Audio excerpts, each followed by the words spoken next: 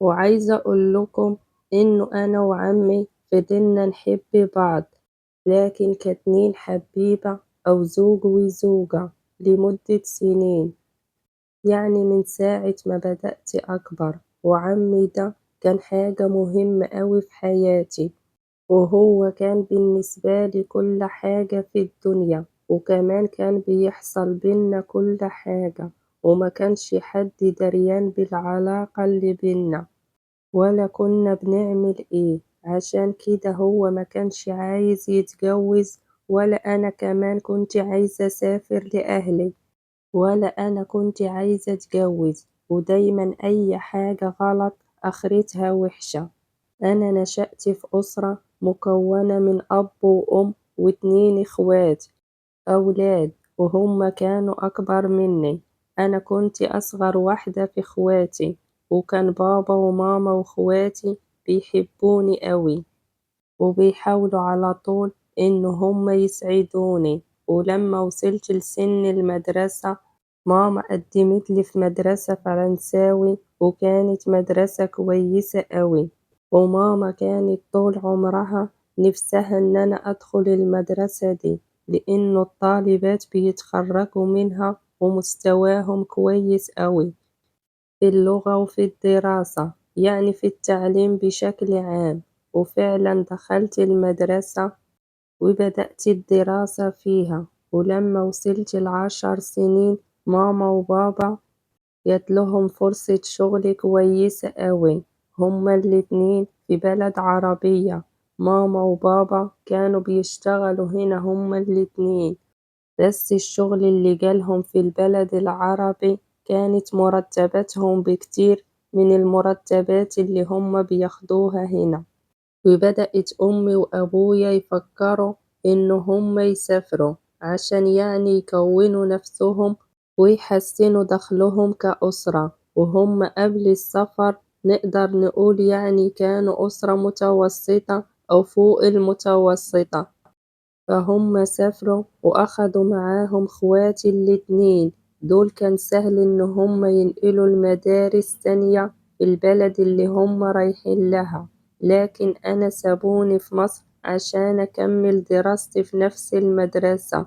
وأنا فضلت عايشة مع جدي وجدتي اللي هم أهل بابا، وأنا فضلت عايشة مع جدي وجدتي، وهم كانوا ناس كبار جدا في السن.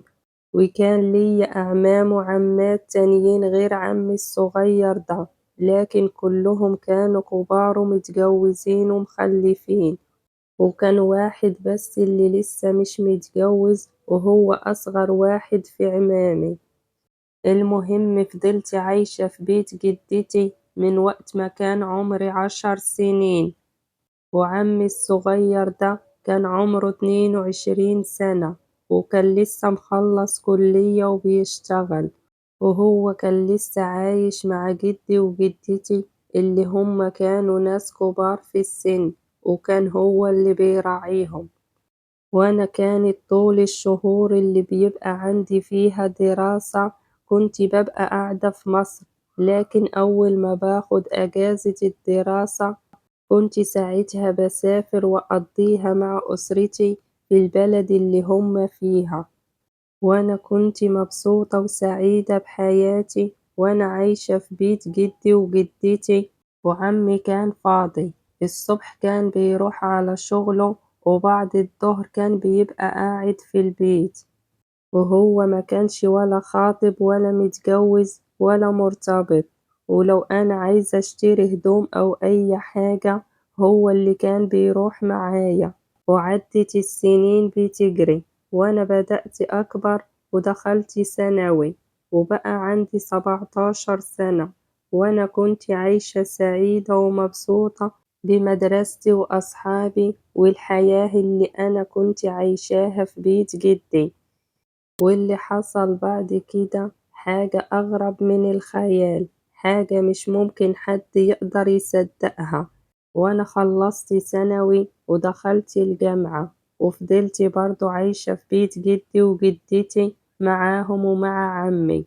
وأنا خلصت الجامعة وساعتها بابا وماما عرضوا عليا إن هم يجيبولي شغل في البلد اللي هم عايشين فيها، لكن ساعتها أنا رفضت، قلت لهم أنا عايشة مبسوطة في مصر وعايزة أفضل قاعدة فيها. وبعد كام شهر من تخرجي أنا جدي توفى، وفضلت عايشة مع عمي ومع جدتي، وكل لما كان يتقدم لي عريس أنا كنت برفض.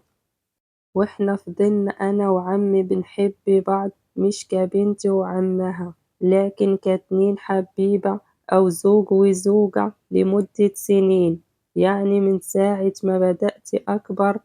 وعمي ده أنا كنت بحبه، وكان حاجة مهمة أوي في حياتي، وكان بالنسبة لي هو حبيبي وكل حاجة في الدنيا، وكمان كان بيحصل بينا كل حاجة، وما كانش حد دريان بالعلاقة اللي بينا ولا إحنا كنا بنعمل إيه. عشان كده هو ما كانش عايز يتجوز، ولا أنا كنت عايزة أسافر لأهلي، ولا كنت عايزة أتجوز. لكن زي ما انتوا عارفين، وفي مرة أنا وعمي كنا رايحين مشوار، عملنا حادثة احنا الاتنين بالعربية، وعمي توفى في الحادثة. وفي الوقت ده أهلي عرفوا باللي حصل ورجعوا مصر ساعتها، لأنه كانت حاجة صعبة وحزينة أوي بالنسبة لهم، وأنا ما كانش أي حد يعرف باللي كان بيني وبين عمي. لكن عمي كان متعود إنه هو يكتب أي حاجة حصلت في المذكرة بتاعته، ولما بابا دخل أوضة عمي هو لقى المذكرة دي وفتحها وبدأ يقرأ كل حاجة كانت مكتوبة فيها، وهم عرفوا إيه اللي كان بيني وبين عمي. ولما أمي وأبويا عرفوا طبيعة العلاقة اللي كانت ما بيني وما بين عمي، هم انهاروا هما الاتنين، وحسوا إن هما غلطوا في حقي غلطة كبيرة أوي لما سابوني وبعدوا عني، وأنا كنت في أمس الحاجة ليهم. واللي نقدر نتعلمه من القصة دي إنه إحنا منسافرش ونسيب ولادنا لأي حد يربيهم، يعني رحنا هنا أو هنا أو سافرنا البلد دي أو البلد دي، ولادنا على طول لازم يكونوا معانا. وبصراحة ماما وبابا محكوش أي حاجة من اللي كانت بتحصل بيني وبين عمي لأي حد، وأنا كنت شايفة جدتي حزينة جدا على ابنها اللي راح لسه في عز شبابه، بس أنا كنت حاسة بالذنب أوي بعد اللي حصل لعمي. ومن وقتها أنا تبت لربنا، وبقيت بصلي وادعي لربنا إنه هو يسامحني ويغفرلي على كل حاجة غلط أنا عملتها.